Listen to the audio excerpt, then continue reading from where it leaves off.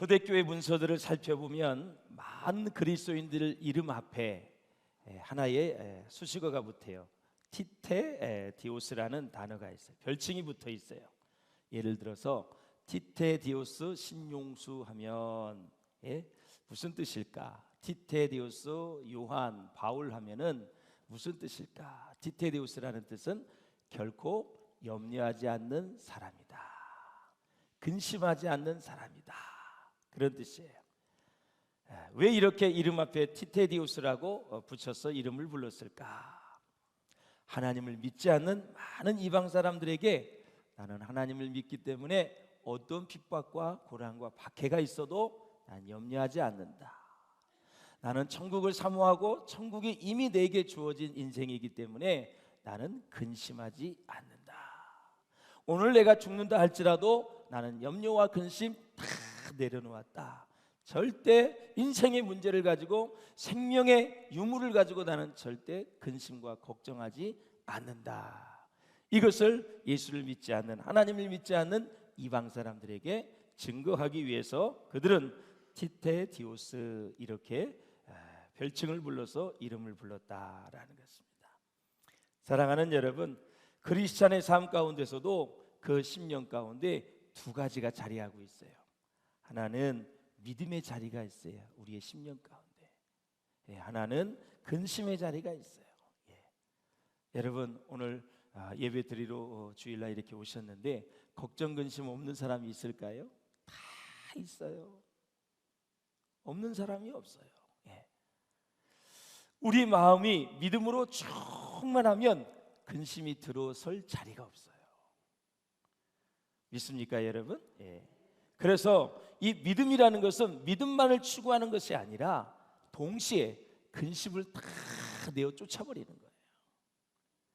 빛이 오면 어둠이 동시에 사라지는 것처럼 우리에게 충만한 믿음이 있으면, 믿음이 충만하면 동시에 걱정 근심이 떠나가는 거예요. 다 내어 쫓아버리는 거예요. 그래서 믿음으로 사는 사람이 건강할 수밖에 없어요. 하나님이 하실 수 있다, 하나님은 가능하다라는 거예요. 그 믿음을 가지고 사는 거예요. 자, 그렇다면 우리가 왜 근심을 하게 될까? 여러분, 왜 근심을 하게 될까? 시작. 믿음이 없기 때문이다. 다 서두에 설명을 해주고 또 질문을 하는 거예요. 이렇게 믿음이 중요한 거예요. 우리는 순간 두려움과 우리가 할 수 없는 그런 상황에 딱 상상을 하면 믿음이 딱 사라져요. 걱정과 근심에 싹 휩싸이게 돼요. 어둠의 영이 딱 잡고 있는 거예요. 그렇기 때문에 더 이상 앞으로 나아갈 수 없는 상황에 이르게 되죠. 자, 우리 예수님이 제자들에게 1절에 뭐라고 말씀하셨는지 보겠습니다. 1절 말씀입니다. 시작. 너희는 마음에 근심하지 말라. 하나님을 믿으니 또 나를 믿으라. 아멘. 얼마나 은혜가 되는지 이런 말 할 수가 없어요. 인간은 누구나 변화에 대한 두려움이 있습니다. 그리고 사람이 생활이 안정되어진 것을 가지고 안주하려는 속성이 사람에게 있습니다. 사람은 편안하고 먹고 살만하면 변화를 싫어하게 되어 있어요. 그래서 부유한 나라일수록 데모를 잘 안 해요. 왜? 나 새끼 다 먹을 수 있고 부유하게 사는데 이렇게 힘쓸 안 쓸라 그래요. 못 살 때, 가난할 때 이 민중들이 다 같이 일어나서 데모해요. 못 살겠다 이거. 그러나 3만 달러가 넘어가면, 선진국이 되어지면 그렇게 많은 사람이 신경도 안 써요. 사랑하는 여러분, 사람이 이 안주의 속성을 가지고 살아가는 그 사람의 특징이 있는데, 이 생활이 안정이 되어지면 이 변화를 싫어한다라는 거예요. 이스라엘 백성들이 가나안 땅에 들어가서 아름다운 집을 짓고 등이 따뜻했어요. 먹을 게 너무 풍성했어요. 그러니까 여호와 하나님의 신앙을 잃어버리는 거예요. 애굽에서 누가 건져주셨는지, 10가지 재앙을 누가 그렇게 베풀어서 그렇게 편하게 은, 금, 폐물, 물품, 그리고 의복, 모든 것을 다 가지고 나왔어요. 그걸 잃어버렸어요. 언제? 생활이 안정될 때. 사랑하는 여러분, 오늘 본문 14장 요한복음을 보면은 14장, 15장, 16장을 말씀을 뭐라 그러냐면 다락방 강화다. 바로 다락방에서 제자들에게 말씀하시는 거래. 그래서 다락방 강화다. 마태복음 5장, 6장, 7장을 뭐라 그러냐? 산상수훈이다. 산 위에서 많은 대중들에게 말씀을 선포하신 거예요. 그래서 산상수훈은 예수님께서 공생애를 시작하면서 바로 설교하신 말씀이에요. 그래서 이 다락방 강화는 그와 반대로 생애의 마지막에 예수님이 십자가를 지시기 직전에 제자들에게 하신 설교예요. 그러니까 산상수훈과 마가의 이 다락방 강화는 3년이라는 긴 세월의 차이가 있어요. 산상수훈은 대중들에게 공개적으로 하신 설교예요.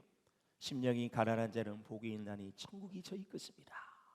애통하는 자는 복이 있나니 저희가 위로를 받을 것입니다 하면서 이 모든 삶의 본질과 원리를 보여주신 거예요. 의를 위하여 핍박을 받는 자는 하늘의 상이 크다 그랬어요. 그러면서 사랑하는 여러분, 이 다락방 강화는 달라요. 예수님의 십자가의 죽으심과 그 위에 예수님이 보내주실 성령의 임재에 대해서 말씀하셨고, 우리의 삶의 내면적인 깊이를 보여줄 수 있는 그러한 말씀을 하셨어요. 그래서 사랑하는 여러분, 예수님의 죽음을 앞둔 이 상태에서 제자들에게 하신 이 말씀은 오늘날 우리에게 더욱더 필요한 말씀이다, 이렇게 생각이 되어집니다. 왜 그러냐면 우리의 삶에서 너무나 많은 걱정거리를 안고 살아가기 때문에 오늘 말씀에 잘 주목해서 들으면 걱정 끝, 근심 끝, 염려 딱 종료가 될 줄로 믿습니다. 코로나19만 종식되려고 여러분 그렇게 해달라고 기도하지 마시고 여러분의 걱정, 근심, 불안, 염려가 다 종식될 수 있기를 주의 이름으로 축원합니다. 할렐루야. 사실 우리는 하나님을 잘 믿는 척하지만, 잘 섬기는 척하지만, 신앙생활 잘하는 척하지만 내면을 들여다보면 마음속에 근심과 걱정과 염려가 한두 가지가 아니에요. 그래서 너희는 마음에 근심하지 말라 그랬어요. 그러면 이 근심이라는 뜻이 도대체 무엇인가? 본문에 보니까 헬라어로 타라소라는 단어예요. 영어로는 트러블인데 조금 걱정스럽다가 아니라가 마음을 확 뒤집어 놓을 만큼 고통을 느끼게 하는 아주 괴로운 상황이다. 지금 여러분이 예배 드리기 전에 차를 댔어요. 차문을 안 잠궜어. 차문을 안 잠궜네? 이런 걱정 근심이 아니에요. 내가 어디 가다 뭘 놔두고 온 것 같아? 그런 걱정 근심이 아니에요. 조금 걱정스럽다가 아니라 마음을 확 뒤집어 놓을 정도로 고통을 느끼게 하는 아주 괴로운 상황을 오늘 본문에는 타라수, 이걸 쓴 거예요. 그럼 도대체 무엇 때문에 제자들이 이렇게 근심을 하고 있을까라는 거죠. 그래서 예수님은 너희가 마음속으로 고통하고 범민하는 것을 이제는 다 스탑해라, 그만두라라는 거죠. 왜? 내 아버지 집에 거할 곳이 많이 있기 때문에. 갑자기 걱정 근심하는 제자들에게 천국, 너희들이 가서 영원히 살 집이 있다고 말씀을 하시는 거예요. 도대체 이 말씀을 왜 하셨을까? 현실은 너무 어려운데 돈이 하나도 없는 사람에게 천국이 있다, 너희가 가야 될 처소가 있다, 지금 사기 말기 암으로 고통하고 있는 사람에게 천국이 있다고 얘기하는 거, 너 일찍 죽으라는 얘기하고 똑같잖아요. 왜 이렇게 고통스럽게 근심하는 제자들에게 너희가 거할 곳 집이 많다, 이런 얘기를 했을까? 그 이유는 바로 예수님께서 이제 제자들의 발을 씻겨 주셨잖아요. 빵과 포도주를 다 주면서 성만찬을 하셨어요. 그리고 나서 뭐라 그러냐면 나의 살과 피를 기념하라. 바로 죽을 것을 예수님이 얘기하셨어요. 세상의 로마의 압제를 다 이기고 그리고 로마를 다 몰아내고 그분이 정말 놀라운 독립을 이룰 줄 알았는데 죽는다는 얘기를 하는 거예요. 그러니 얼마나 제자들이 걱정 근심을 하겠어요. 그래서 본격적으로 근심이 시작이 되었어요. 뿐만 아니라 12제자와 함께 식사를 하던 중에 가룟 유다가 배신할 것을, 자기를 팔 것을 얘기를 하는 거예요. 상상도 하지 못했어요. 누가 판단 말이야 도대체? 전혀 몰랐어요. 근데 예수님은 마지막 만찬 중에 너희 중에 하나가 나를 팔 것이다, 그렇게 얘기를 하는 거예요. 그러니까 근심이 되죠. 도대체 누가 판단 말이야? 예수님을 누가 배신한단 말이야? 그런데 설상가상 수석 제자가 있어. 누구예요? 베드로야. 그런데 십자가를 지시기 전날 밤에 예수님 뭐라 그러냐면 네가 닭 울기 전에 3번 나를 부인하리라 또 그러는 거예요. 수석 제자도 그렇지, 돈괴를 맡은 회계를 맡은 가룟 유다도 그렇지, 배신한다 그러고 부인한다 그러고 예수님은 죽는다 그러지. 이게 완전히 뭐 산산조각 나는 거야. 이게 뿔뿔이 다 흩어지는 거야 이게. 그러니까 제자들이 근심을 한다. 근심이. 그래서 다락방의 이 전체 분위기가, 설교했던 그 전체 분위기가 정말 썰렁해졌습니다. 제자들의 마음을 어두워져서 근심을 하기 시작을 했고 그들은 두려움에 휩싸이기 시작을 했다. 그래서 무엇보다도 근본적인 근심의 원인은 예수님의 죽음에 관한 것이었습니다. 사실 제자들은 그동안 예수님이 계셨기 때문에 먹는 것이나 병든 것이나 다른 사람이 어떤 요구를 해도 대적을 해도 다 예수님이 문제를 해결해 주셨어요. 먹을 걸 없을 때는 500리의 기적을 통해서 2만 병이 넘는 사람을 한꺼번에 다 먹이신 사건이에요. 죽은 나사로를 살려버렸어요. 38년 동안 누워있던 환자를 일으키셨어요. 그리고 18년 동안 혈류증으로 피를 흘렸던, 하혈을 했던 그 여인을 깨끗하게 치료해 주셨어요. 예수님의 옷자락을 받은 여인이 그 모든 질병이 예수 이름으로 떠나갔어요. 예수님만 있으면 해결되지 못할 게 없어요. 오늘 맹인도 눈을 뜨게 해주셨어요. 기목의 기도 열려주시겠어요. 벙어리에게 말할 수 있도록 하나님께서 해결해 주셨어요. 걸을 수 없는 사람을 걷게 해주셨어요. 문둥병은 이거 그 당시에 불치병이거든요. 불치병을 하나님이, 예수님이 치료해 주셨다. 예수님만 함께 있으면 그렇게 든든했어요. 이제는 끝이야. 왜? 죽으신대. 그리고 하늘로 간대. 도대체 제자들이 무슨 말을 하는지 이해를 못하는 거죠. 사랑하는 여러분, 그래서 제자들은 갑자기 눈앞이 캄캄해지면서 이제는 도대체 어떻게 살아야 하나 절망의 마음이 그들의 마음에 가득 찼어요. 그때 예수님은 제자들에게 놀라운 말씀으로 위로하셨어요. 너희는 마음에 근심하지 말라. 하나님을 믿으니 또 나를 믿으라 그랬어요. 우리의 삶 가운데 임하는 변화들이 있습니다. 때로는 위기를 당할 수 있고 예고 없이 고난이 찾아올 수가 있어요. 그러나 여러분 기억하십시오. 영적인 측면에서 보면 그 위기의 순간, 고난의 때가 우리의 믿음이 자랄 시기이고 우리의 믿음이 성장과 성숙을 이룰 때이다. 그때가 우리의 믿음을 증명해서 보여줄 때인 것입니다. 여러분 고난이 왔거들랑 여러분의 믿음을 보여주십시오. 그 자체에 빠지지 마시고 나는 이 고난을 예수를 의지하여 이길 수 있다라는 것을 보여줄 수 있기를 주의 이름으로 축원합니다. 그러므로 성도는 현실에 안주해서는 안 됩니다. 안주하면 넘어지게 되어 있습니다. 성도는 저 십자가의 푯돌을 향해 전진하는 믿음의 사람인 줄로 믿습니다. 또한 하나님의 나라를 위해서 마귀와 전투하는 존재가 바로 성도들이다라는 거죠. 그래서 성경은 말씀합니다. 이 성도들이 이 땅에서 어떻게 살아야 되느냐, 어떤 모습으로 살아야 되느냐, 바로 나그네로 살아야 된다. 베드로전서 한번 읽어보십시오. 시작. 시아와 비두니아에 흩어진 나그네. 네, 성도가 누구라고요? 나그네다 그랬어요.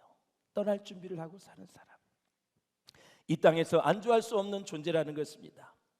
믿음의 조상 아브라함, 그의 아들 이삭, 그리고 야곱, 이 사람은 다 부자였습니다. 그런데 평생을 나그네로 살았습니다.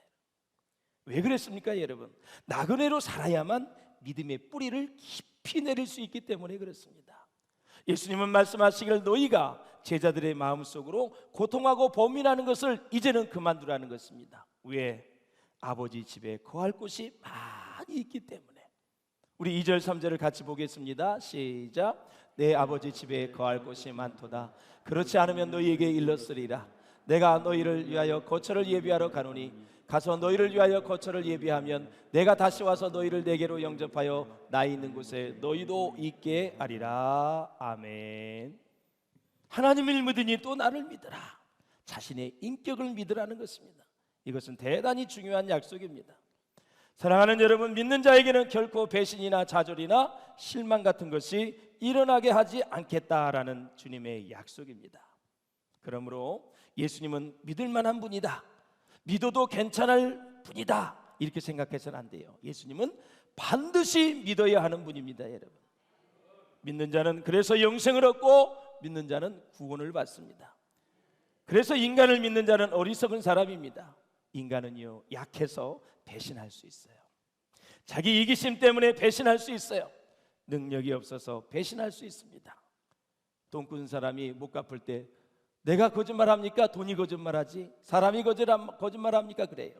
능력이 없으면 거짓말할 수 있다라는 사실이에요. 사랑하는 여러분은, 그러나 우리 예수님은 결코 배신하지 않는 분이십니다. 우리의 인생을 책임져 주시는 분입니다. 믿는 자는 살려주시고 어떠한 상황 속에서도 우리 예수님은 우리를 사랑해 주시고 우리를 구원해 주시는 분이십니다. 사도행전을 보십시오. 시작. 다른 이로서는 구원을 받을 수 없나니 천하 사람 중에 구원을 받을 만한 다른 이름을 우리에게 주신 일이 없음이라 하였더라. 아멘. 2절에서 아버지의 집이란 어디예요? 천국을 말하는 것입니다. 천국은 하나님께서 통치하시는 나라입니다. 하나님께서 우리의 아버지로서 우리를 책임져 주시는 집이다라는 얘기예요. 사랑하는 여러분, 천국 문을 활짝 여는 유일한 방법이 있습니다. 그 방법은 예수님께서 십자가에 죽으시고 3일 만에 부활하시고 승천하는 것입니다. 이것을 믿기만 하면 우리는 천국 문에 들어가는 것입니다. 천국에 들어가는 거예요. 그런데 처소를 예비하러 가신다는 말씀은 이와 같이 십자가를 지고 부활하시고 승천하심으로 천국 문을 열겠다라는 거예요. 그분이 모든 것을 다 이루어 주셨어요. 그걸 믿기만 하면 하나님께서 우리를 천국으로 인도해 주시겠다, 들어가게 해 주시겠다라는 거죠. 저희가 한 7, 8년 전인가요? 우리가 히로시마에 선교를 갔어요. 여기 루디아 권사님도 계시는데, 오승환 장로님, 우리 한미영 권사님 해서 한 30명이 간 것 같아요. 히로시마에 가서 이제 그 기념공원을 갔죠. 거기서 갔는데 거기서 읽은 것 중에 이런 게 있어요. 1945년 히로시마에 이제 원자폭탄을 투하하기에 앞서서 미국이 며칠간에 일본에 전단지를 뿌렸어요. 여러분, 그냥 예고 없이 거기 원자폭탄을 내려 꽂은 게 아니에요. 그 내용은 이러했어요. 미국은 가공할 만한 원자탄을 만들었다. 하지만 너희들이 지금 당장 항복을 하게 되면 정말 떨어뜨리지 않겠다. 하나만 떨어져도 일시에 수십만 명이 죽는다. 그러니 일본이여 당장 항복하라 그랬어요. 그런데 아무도 믿지 않았습니다. 저건 반드시 우리를 거짓말하고 협박하고 공갈하는 거야, 막 이렇게 생각을 했어요. 그래서 일본 사람 진주만을 공격을 해서 미국까지 먹으려고 그랬잖아요. 그런데 화가 난 이 미국이 결국 원자폭탄을 떨어뜨려 버렸어요. 한 방에 떨어지니까 수십만 명이 죽었습니다, 여러분. 그래서 그 기념공원에 가서 이 역사적 사건의 경위를 보면서 많은 것을 생각했습니다. 믿지 않는 것을 어찌하겠습니까, 여러분? 십자가의 사건을 믿어야 될 줄로 믿습니다, 여러분. 믿지 않을 때 십자가의 사건은 나와 아무런 상관이 없다라는 거예요. 그래서 믿는 자에게는 영생이 있습니다, 여러분. 요한복음을 보십시오, 여러분. 나 보내신 이를 믿는 자는 무엇을 얻었다고요? 영생을 얻었다. 이 헬라어 원문에 보면 이 영생을 얻었다라는 것이 영생을 가졌다, 그 뜻이에요. 영어로는 헤브로 되어 있어요. 내가 가질 수 없는 것이 예수님이 십자가의 죽으심으로 그 죽으심의 사건을 믿을 때 그 영생을 내가 가졌다는 거예요. 원래 내 것이 아니에요. 하나님을 통해서, 예수를 통해서 우리에게 주신 것이죠. 이렇게 사랑하는 여러분, 우리에게는 놀라운 축복을 받은 거예요. 한번 중천에 떠 있는 태양을 보십시오. 우리의 믿음과 상관없이 태양은 항상 떠 있습니다. 우리가 믿는다고 태양이 더 반짝이고 믿지 않는다고 태양이 없어지는 것이 결코 아니지요. 태양의 존재를 믿거나 믿지 않는 것은 개인의 문제일 뿐 태양의 문제가 아닌 것입니다. 그와 마찬가지로 사람들의 믿음에 상관없이 지금도 하나님은 살아계십니다. 믿던 여러분, 안 믿던 하나님은 살아계시고 하나님은 지금도 일하고 계시는 분입니다. 마귀는 자꾸 하나님이 없다고 말합니다. 그러나 하나님은 이미 존재하시고 지금도 일하시고 영원하신 하나님이 우리와 함께 하시는 것입니다. 시편을 보십시오. 시작. 어리석은 자는 그의 마음에 이르기를 하나님이 없다 하는도다. 무신론자의 최대 고민이 뭔지 아닙니까, 여러분? 이 땅에서는 뭐 잘난 척하고 사는 것 같지만 죽은 후가 문제입니다. 어디로 가느냐 문제예요. 천국과 지옥이 있습니다, 여러분. 그렇다면 천국에는 무엇이 없을까요? 몇 가지가 없어요. 죽음이 없어요. 눈물이 없어요. 슬픔이 없어요. 고통도 없고 애통도 없고 질병도 없는 곳이 천국입니다. 한마디로 말하면 천국은 정말 부족함이 없는 곳입니다. 할렐루야. 최고의 곳이 바로 천국이에요. 왜 주님은 근심 속에 있는 제자들에게 천국에 대해서 말씀하셨을까요? 바로 이 세상에서 들을 수 있는 이야기 가운데 천국의 이야기만큼 좋은 것은 없어요. 최고 좋은 게 천국의 이야기. 예수님이 말씀하시는 아버지의 집은 우리가 다시 돌아가야 될 본향, 고향, 천국인 줄로 믿습니다, 여러분. 그러므로 천국은 어떤 곳이에요? 우리가 세상에서 씨름하는 모든 문제에 대한 완전한 해답인 것입니다, 여러분. 내가 원통한 일을 당할 수 있어요. 분한 일을 당할 수 있어요. 억울한 일을 당할 수 있어요. 그때마다 여러분 천국을 생각하십시오. 천국에 가면 내 마음의 응어리를 하나님이 다 풀어주실 것이고 하나님께서 엄청난 것으로 보상해 주시기 때문에 우리는 천국을 생각하면서 이 땅의 모든 어려움을 이기게 되어 있는 거예요. 마이클 부시가 쓴 내 아버지 집에 거할 것이 많더라라는 책이 있어요. 이 책이 무슨 책이냐면 상실과 죽음에 대한 기독교적 유료에 관한 책인데 16명의 목사님이 여기에 나와요.